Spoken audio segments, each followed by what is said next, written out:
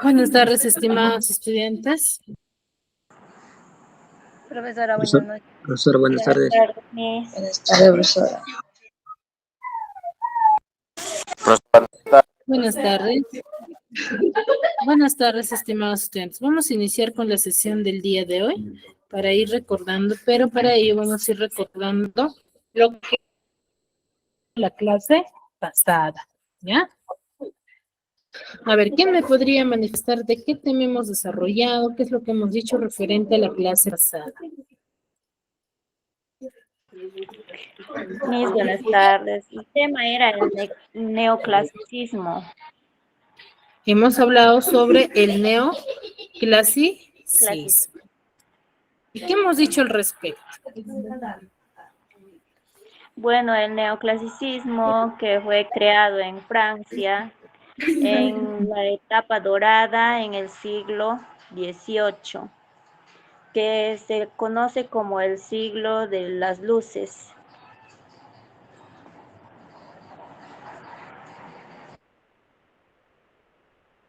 Es un movimiento artístico y cultural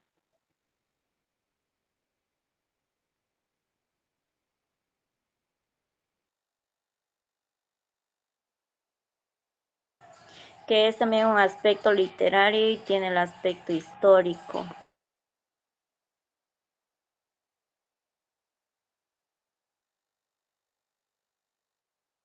Muy bien, hemos hablado sobre el neoclasicismo, excelente.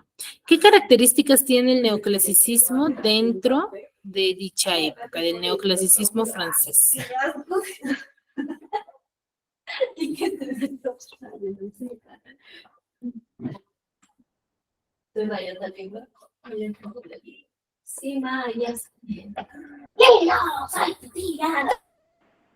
Las características son de la arquitectura, pintura y literatura.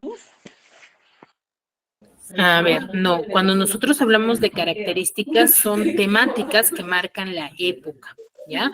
No de a quienes se incorpora, porque nosotros hablamos del neoclasicismo, pero de un neoclasicismo en el cual va a involucrarse en el arte, en la pintura, en la música, ¿cierto? Ahora, a retornar del arte clásico a manera de imitación, ¿ya? Por ejemplo, va a haber un pensamiento ilustrado, ¿ya? Y una orientación moralizante y didáctica, ¿ya? Y predominio de la razón sobre el sentimiento, ¿ya? Aquí va a predominar la razón sobre el sentimiento, porque ellos van a ser la época de la ilustración, ¿no? Donde va a ser lo racional que lo sentimental, que el pensamiento subjetivo, ¿ya? ¿Quién es el representante de la época?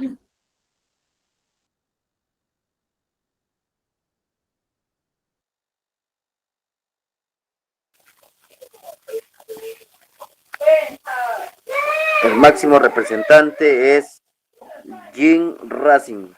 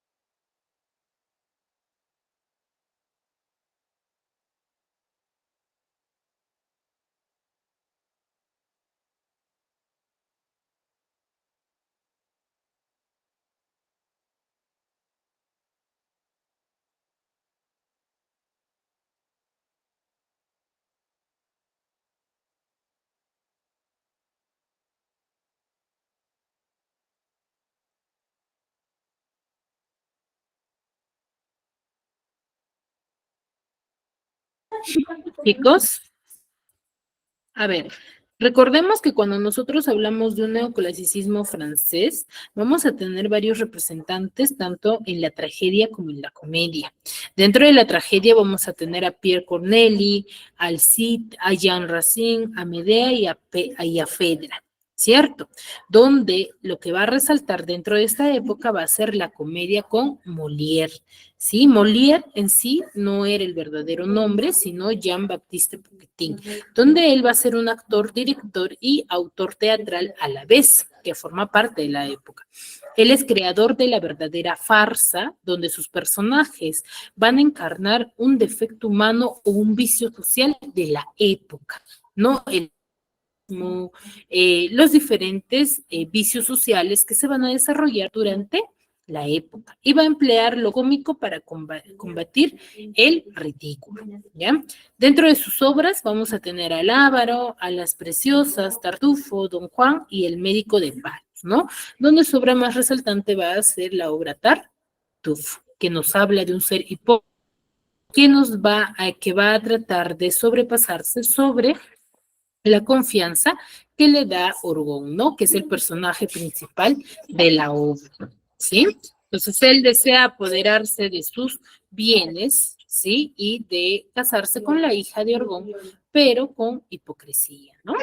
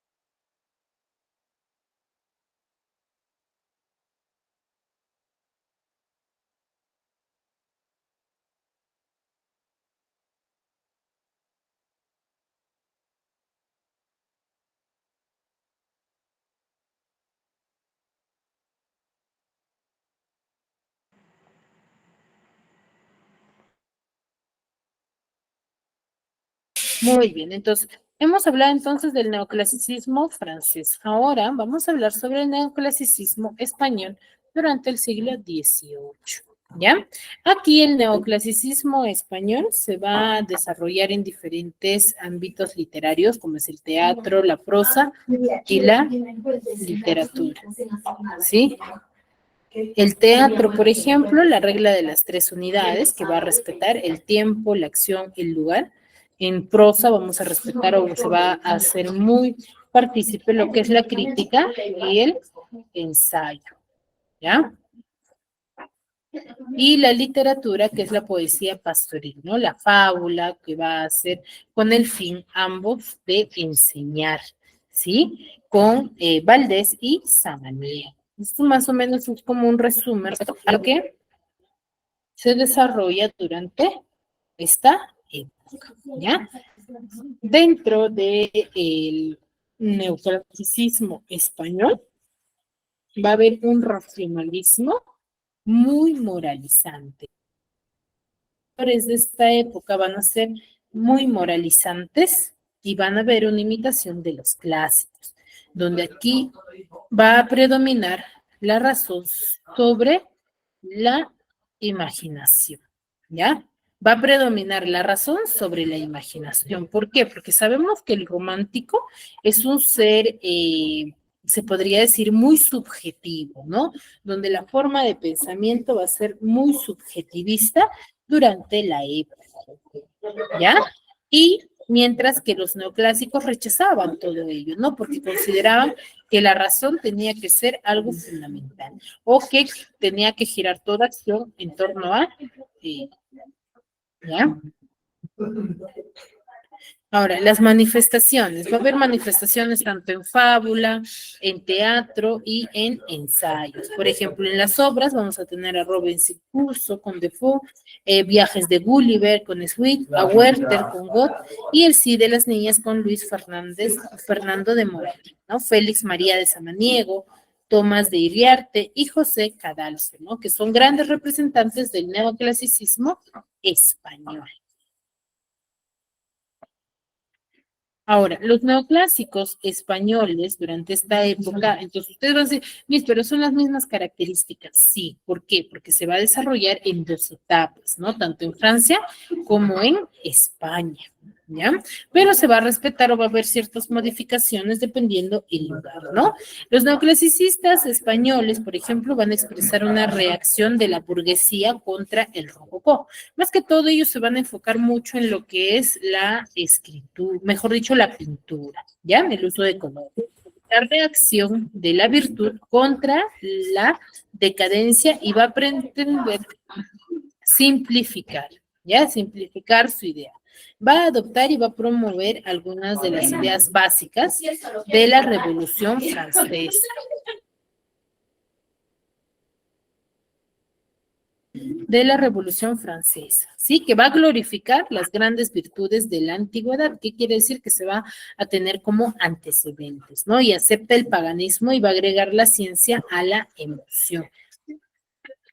Y el imperio de Napoleón Bonaparte va a poner énfasis en los valores de la civilización romana, ¿no? Que va a formar parte de la época.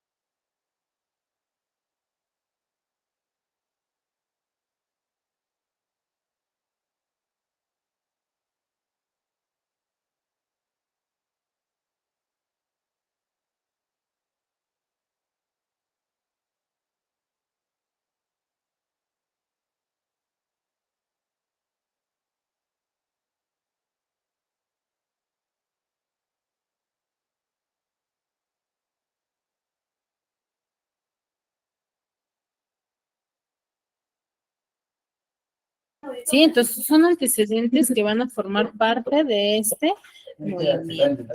¿Y chicos? ¿Alguna duda, alguna consulta hasta aquí?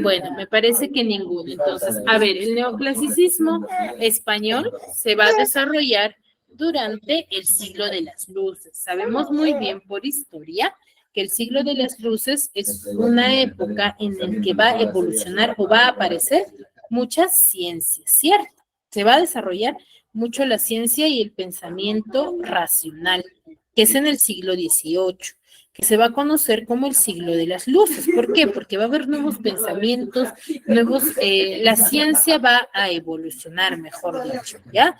Porque el hombre va a rechazar todo aquello que le sea ¿sí? Impuesto, y solo va a admitir lo que le llega a través de la luz de su razón, ¿no? Lo que él consideraba razonable.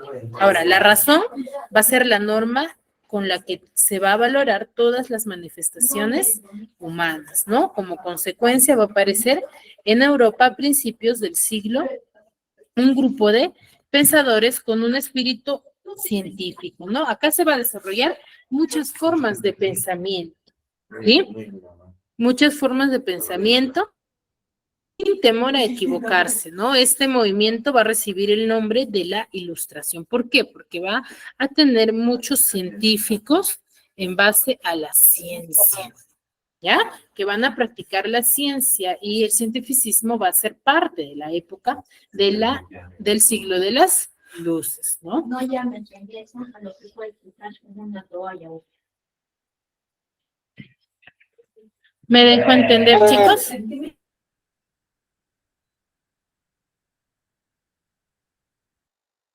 Sí, profesora.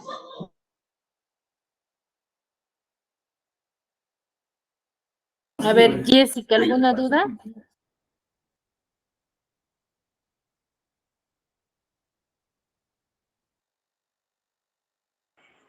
Miss, no quiero, decirles, eh, estoy con el internet bajo, no tanto estoy atendiendo mucho la clase y mi internet está pésimo, Miss. Eso quería hacerles saber. Jessica, no te escuché, ¿no se me escucha muy bien? El audio sale entrecortado, también hay veces se paraliza, no se escucha bien, Miss, también, pues. De rato en rato regresa, se te escucha Ay, entrecortado. ahí, a ver, ahora sí me No están le decía a escuchando Miss, bien. o sea, que estoy con el internet, creo que está pésima y no puedo tanto escuchar. Y eso es, ¿sabes qué? Estoy para que en clases normal, pero no puedo tanto escucharla. Ahí, Eso es el ahí, problema.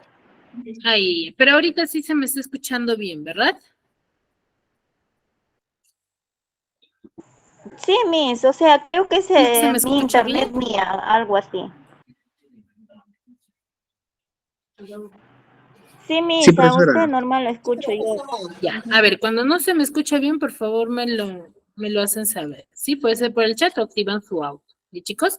Muy bien, a ver, entonces seguimos. El neoclasicismo no va a adoptar ideales antiguos, no va a adoptar prácticas, ¿sí? Antiguas donde se vaya a desarrollar costumbres, ¿no? Sino que se va a desarrollar aquí la arqueología, donde va a intentar reproducir formas griegas. Sabemos muy bien que la literatura griega va a marcar la época, ¿sí? Y va a intentar también reproducir, ¿sí? Formas romanas, griegas, con una precisión en la que los artistas del Renacimiento no habían buscado, ¿sí? Ellos no, mejor dicho, mejorando su representación, ¿ya? El redescubrimiento de la antigüedad clásica va a ser algo que va a ser valorado dentro del neoclasicismo español, ¿sí? Y va a ser potenciado por los importantes hallazgos arqueológicos que se va a desarrollar durante esta época, que es la Herculana o la Pompeya, ¿no? Sepultados por las cenizas del Vesubio, que van a salir a la luz en el año 1719 al año 1748, ¿no? En ambas épocas se va a desarrollar dicha forma de redescubrimiento, ¿no? Va a haber nuevas muestras de la literatura, o mejor dicho, de la arqueología griega, ¿sí?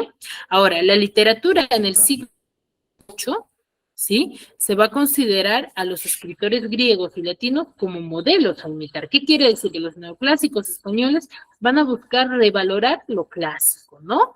Entonces, aquí va a tomar como modelo tanto a los griegos como a los latinos, ¿sí? Donde va a ser un retorno a los clásicos grecolatinos. Ese va a ser el origen de la palabra neoclasicismo, ¿no? Por eso es el término del neoclasicismo. Neo, vuelta a lo clásico. ¿Ya? El neoclasicismo va a dar preferencia a la razón, ¿sí? El neoclasicismo va a dar preferencia a la razón frente a los sentimientos, ¿ya? Impone reglas a las que se van a deber ajustar las obras literarias, ¿sí? Acá, como consecuencia de lo anterior, se va a abandonar bastante lo que es la producción lírica. ¿Qué quiere decir? Que se van a centrar mucho en lo que es la narrativa, más que en la poesía, ¿no? Y se va a rechazar lo imaginativo y lo fantástico, lo dudoso, ¿no? Lo misterioso, ya van a rechazarlo ellos. ¿Por qué? Porque para ellos lo que va a predominar, ¿sí? Va a ser la razón. ¿Por qué? Porque ellos no escribían para entretener, sino para educar a la población. Sí, a la población española y francesa. Recuerden que los neoclásicos escriben para ello. La literatura neoclásica tiene un marcado carácter crítico, didáctico y moralizador. ¿Ya? Hasta ahí. ¿Alguna duda, alguna consulta?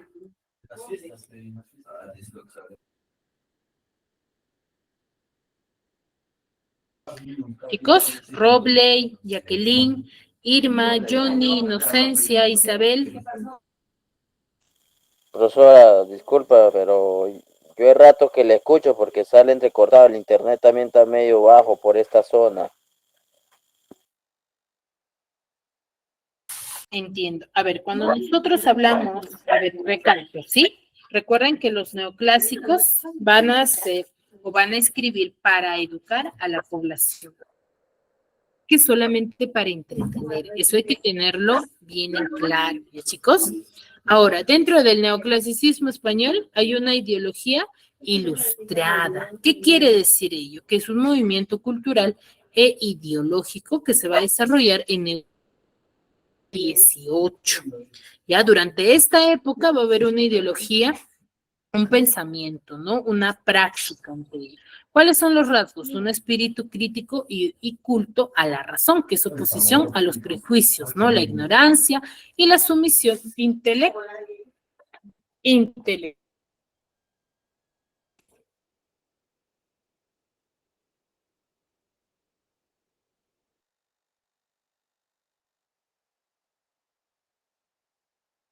Profesora, no se le escucha nada.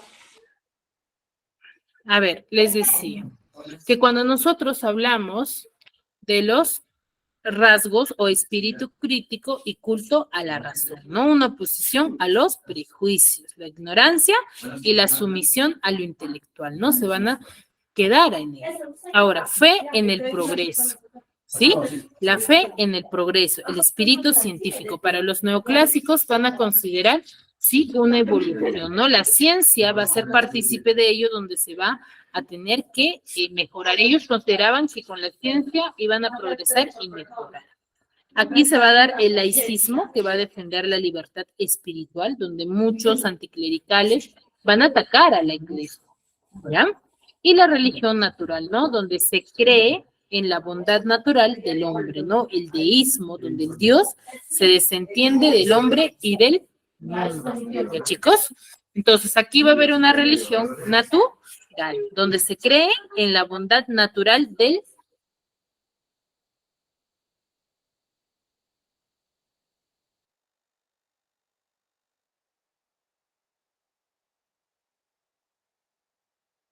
¿sí? Y la filantropía es la solidaridad, la fraternidad y el bien común, ¿ya? El hombre es un ciudadano con derechos y con deberes, ¿ya? Dentro de la época, el hombre va a ser un ciudadano con derechos y deberes, ¿no? Acá ya se va a ir manejando esta práctica de la razón y la justicia va a formar parte de la época, ¿sí? Donde la... ¿Ya? Muy bien, hasta ahí. ¿Alguna duda, alguna consulta?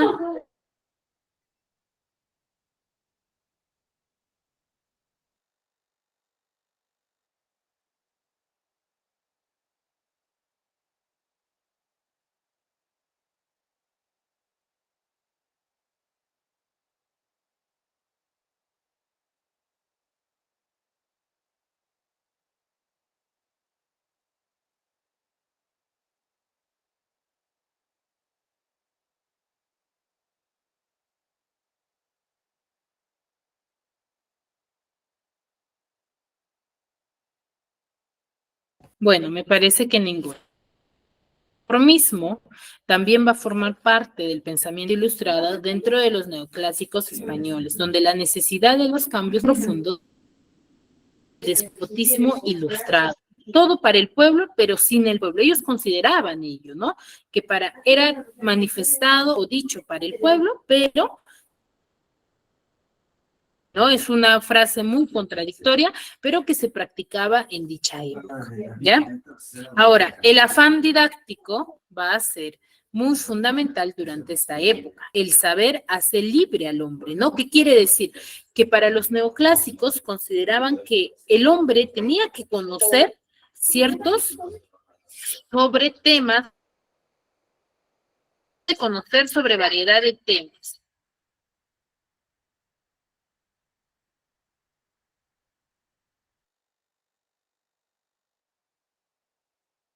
Se apaga, Sí, se va a desarrollar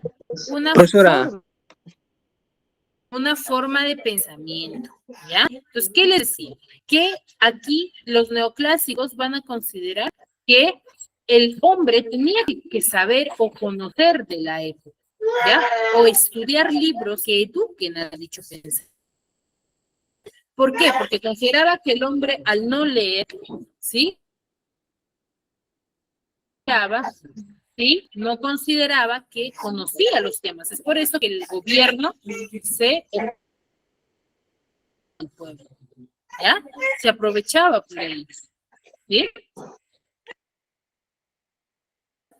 ¿Sí?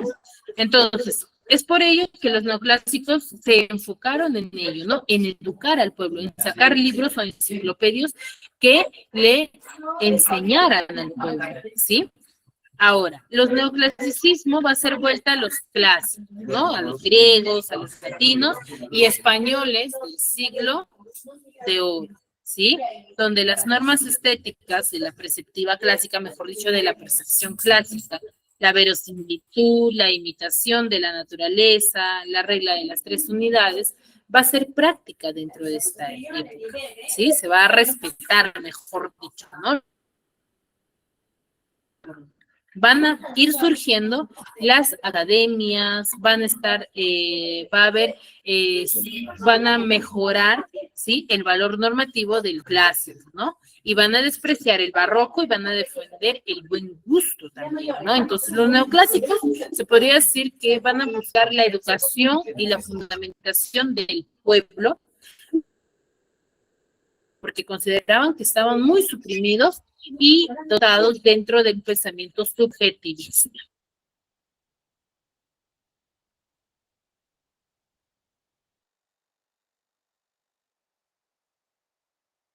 Ahora, el panorama de la literatura del siglo XVIII. Aquí vamos a tener 3 manifestaciones, la lírica, el teatro y la prosa. Dentro de la lírica vamos a tener una poesía ilustrada y una poesía. La poesía ilustrada, que es de un pensamiento ilustrado, va a ser los décadas, ¿sí?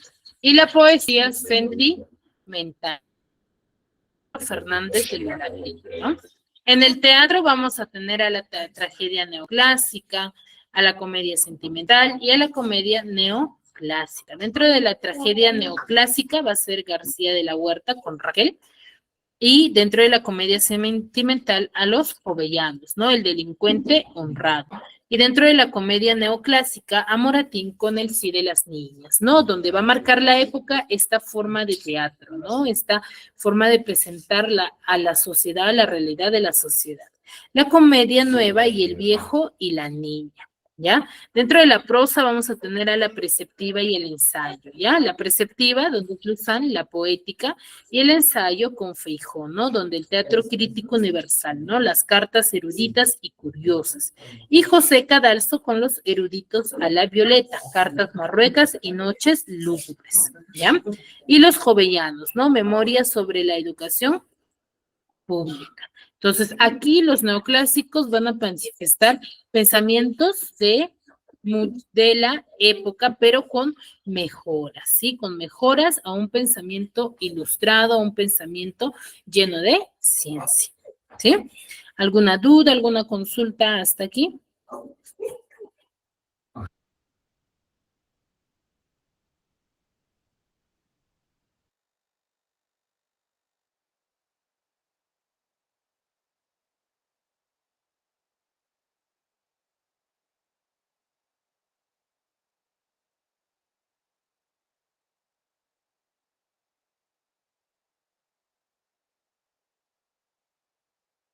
A ver, Johnny Pérez, levantaste la mano. ¿Alguna duda, alguna consulta hasta aquí?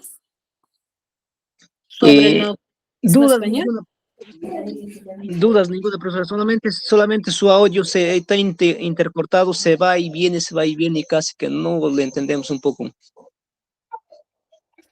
Uy, está muy grave, o mejor dicho, muy entrecortado. Está intercortado, profesora, no se va, viene, se va y viene, algo así.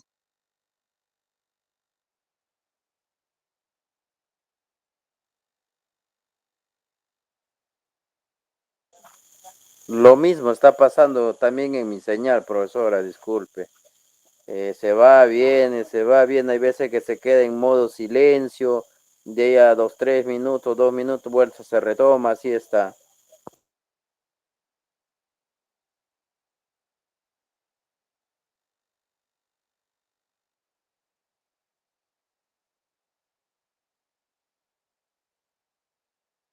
A ver, chicos, voy a tratar de mejorar, pero por favor, no voy a activar por eso la cámara, porque diferencia con la red, ¿ya? Si es que sigue permaneciendo, me comentan, por favor, nuevamente, chicos. Igual voy a hacer una recapitulación con un video para que ustedes puedan interpretarlo mucho mejor, chicos. Ya, Miss.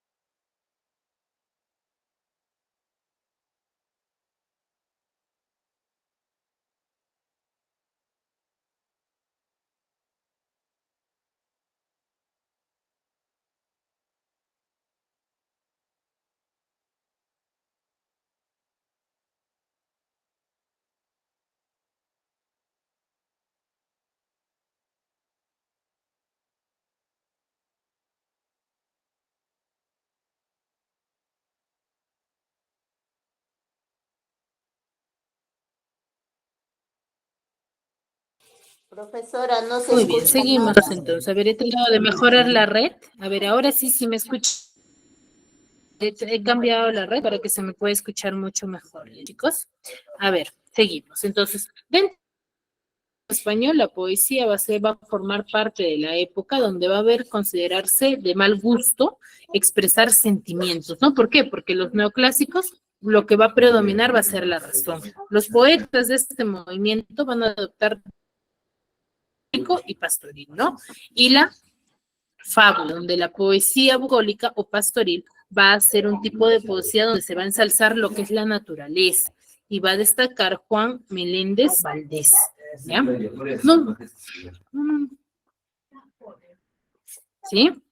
Ahora, la fábula, ¿sí? En el siglo XVIII también se va a cultivar una fábula con el objetivo de ofrecer al lector consejos y enseñanzas morales. Recuerden que lo que predomina dentro del neoclasicismo va a ser, ¿sí? Lo que va a predominar es la enseñanza al pueblo. Entonces, por eso es que la fábula es un género literario que va a formar parte de la época, porque las fábulas es moralizante, marcan el hecho de manifestar pensamientos, ¿sí?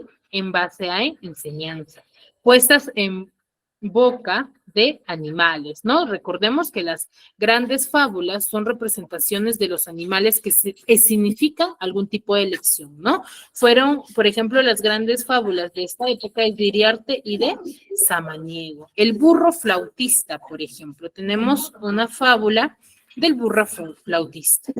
Un burro se va a acercar a una flauta y al olerla, esta suena, lo que va a hacer pensar al animal que sabe tocarla, ¿no? Entonces el autor saca la moraleja que sin reglas del arte, el que acierta en algo, acierta por casualidad. Entonces, ¿de qué trata esta fábula? Por ejemplo, nos dicen, sin reglas de arte, el que en algo acierta, acierta por casualidad.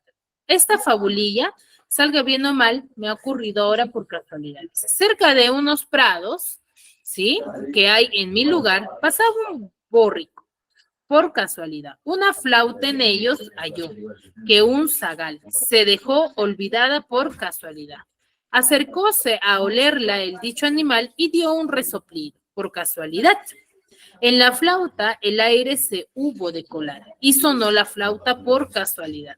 Oh, dijo el borrico, qué bien sé tocar, y dirán que es mala la música asnal. Sin reglas del arte, borriquitos hay que una vez aciertan por casualidad. Entonces, ¿de qué trata? Trata de que el burro, sin que, se podría decir, no sin querer queriendo o de manera involuntaria, resopló donde la flauta, y al dar ese resoplido salió el sonido, ¿cierto? Entonces, por casualidad, él se puede decir que tocó. Luego tenemos a Tomás de Iriarte, otro grande representante dentro de la época, ¿no? Que nace en la Orotava, Tenerife, en 1750 y muere en Madrid en 1791.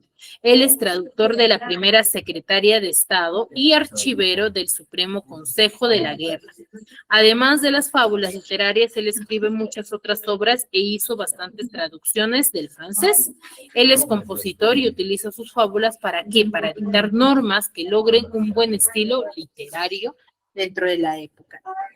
¿Sí? Entonces, Tomás de Iriarte es otro representante que nos da a conocer grandes fábulas.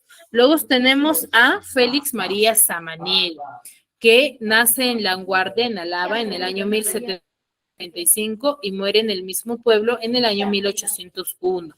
Él estudia en Valladolid y viajó a Francia, ¿sí?, cuya influencia va a advertir en la única obra por la que lo conocemos, ¿no? Que son las fábulas morales.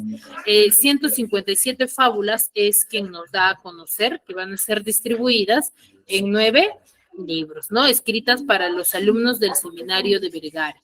Samaniego va a ridicularizar, ¿sí?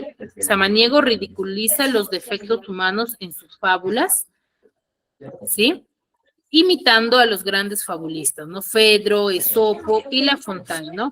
Aunque las fábulas de Samaniego van a estar escritas en verso, su carácter es prosaico, dados los asuntos que trata y su finalidad didáctica, ¿no? Dentro de la época. Ahora, la prosa en el neoclasicismo, que es el ensayo, ¿no? Que marca la época. Aquí la prosa del neoclasicismo va a ser una producción literaria que va a ser escasa y va a predominar la prosa en forma de crítica y de ensayo, ¿ya? La crítica, que es arte de juzgar las obras literarias y artísticas, ¿ya? Va a ser una crítica a las obras literarias y artísticas. Fray Benito Jerónimo Feijó es uno de los grandes representantes donde su obra es fundamentalmente didáctica, ¿no? Ya que está encaminada a poner de manifiesto la verdad y atacar el error.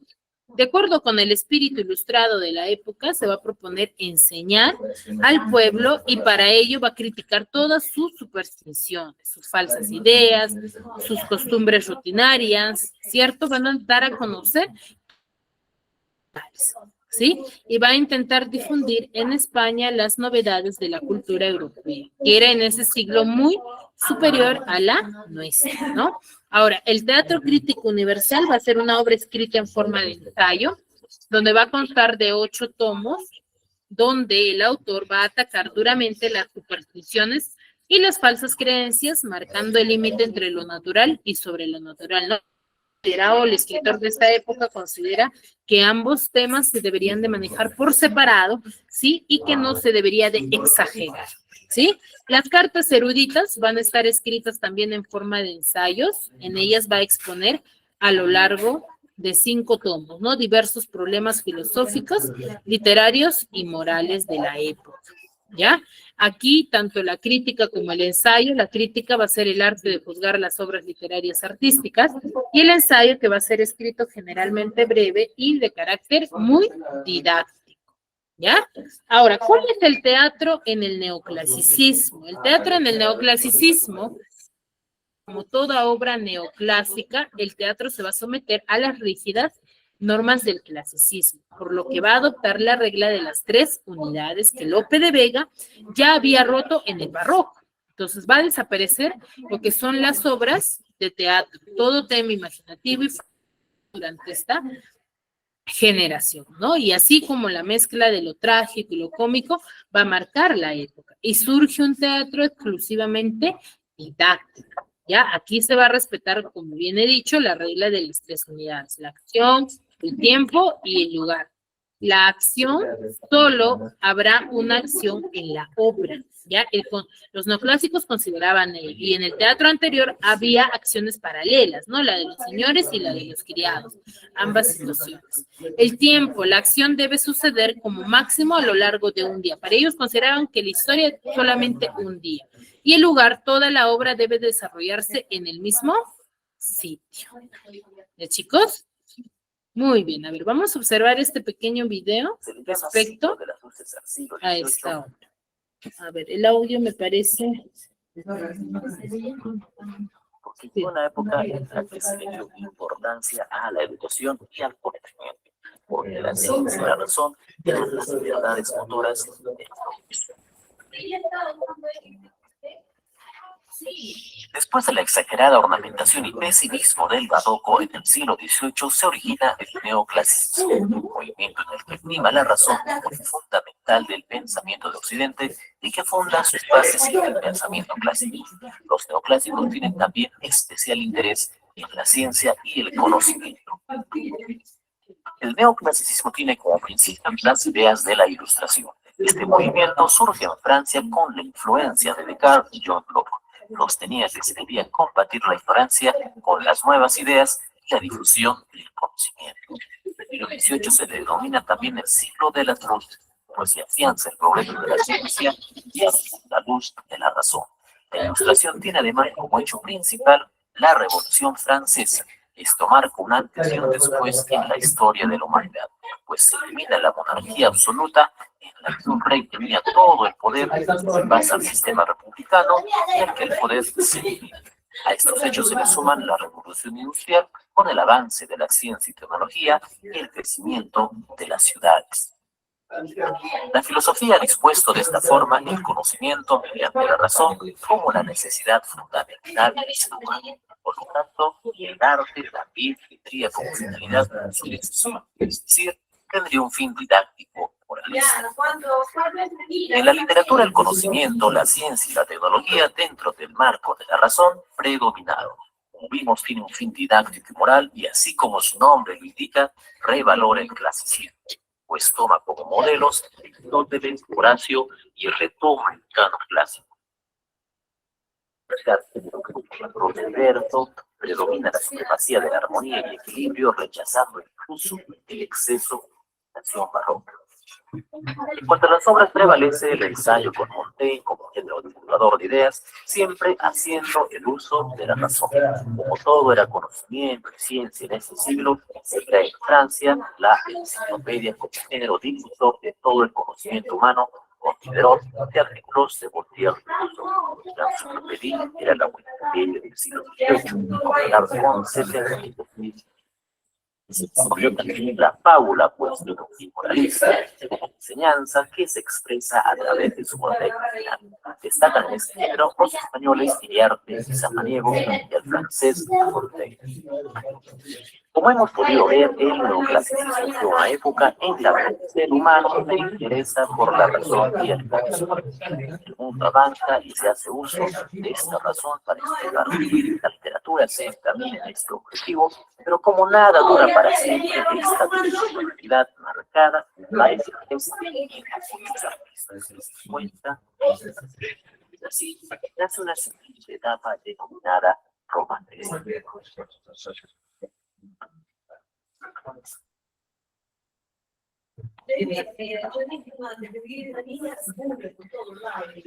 Muy bien, entonces, queda claro lo que es, ¿cierto?, el neoclasicismo español.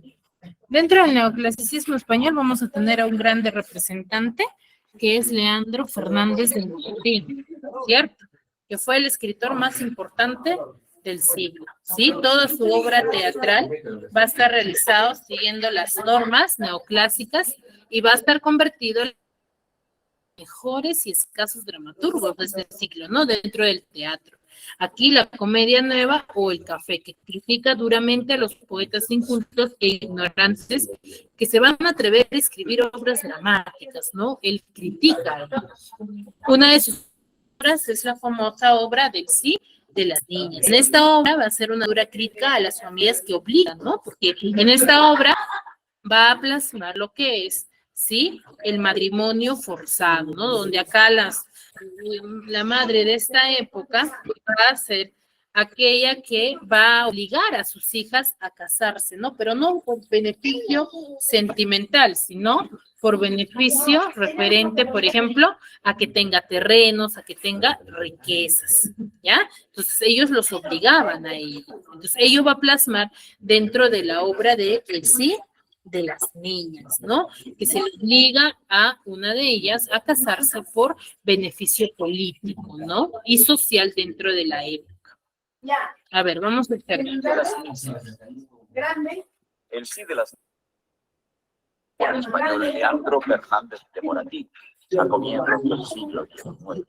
En la novela se relata la historia de un hombre de 60 años llamado Don Diego, que se encuentra acompañado de Simón en una posada de Alcalá, a la espera de la llegada de doña Inés y de su hija Francisca.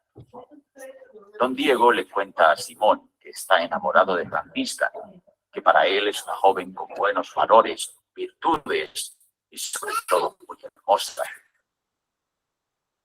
Doña Inés, la madre de Francisca, planearon su matrimonio, aunque sin la aprobación. Se encontraba estudiando en un internado de monjas. Doña Inés había ido a recoger a Guadalajara a la posada donde se encontraba don Diego para que se conocieran antes del matrimonio.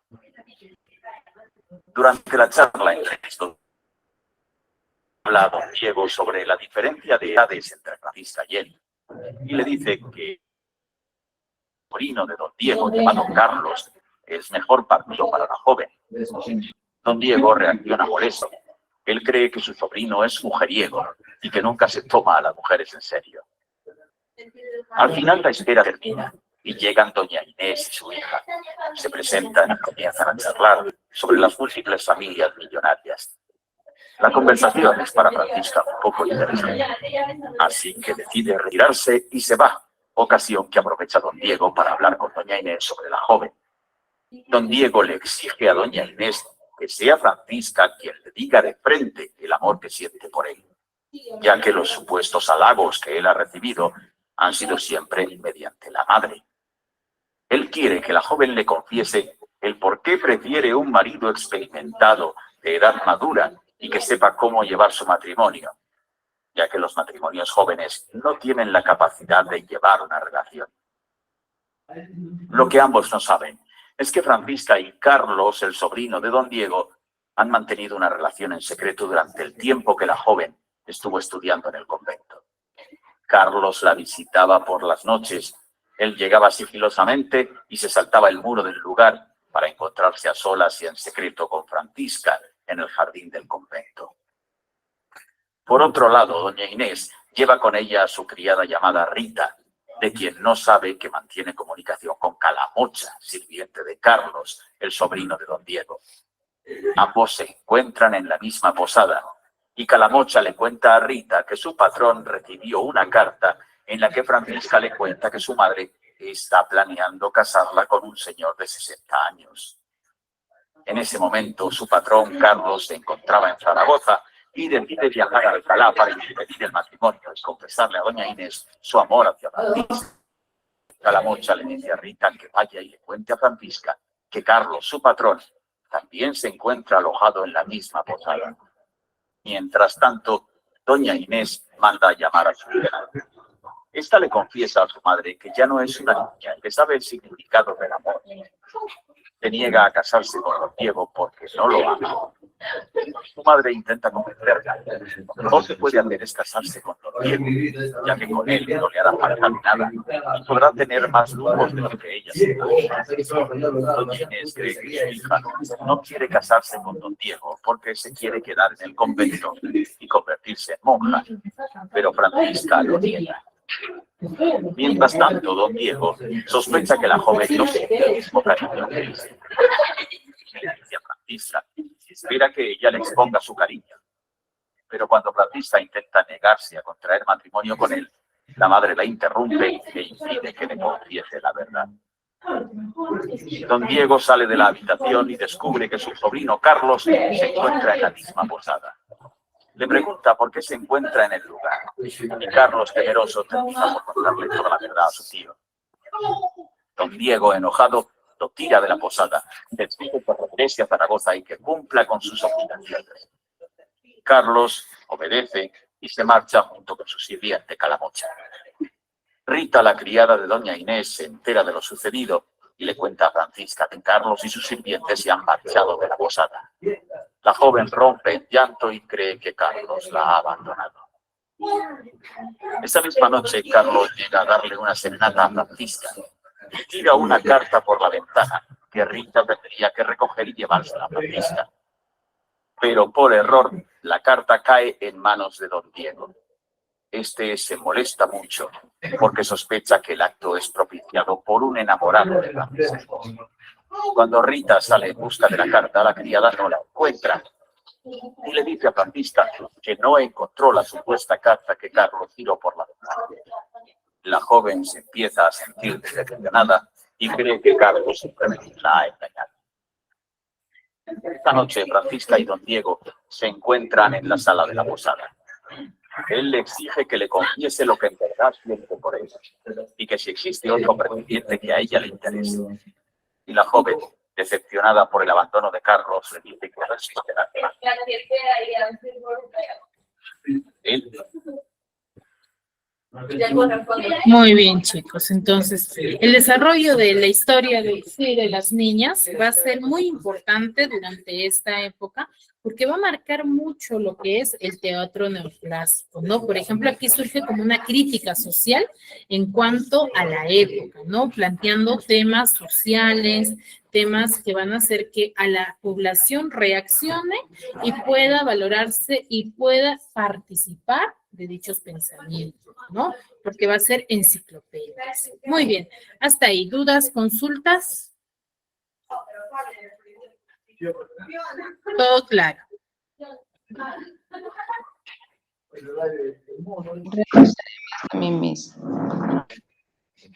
Muy bien, chicos, si no hay dudas, no hay consultas, nos quedamos ahí, nos vemos en la siguiente clase. Cuídense mucho.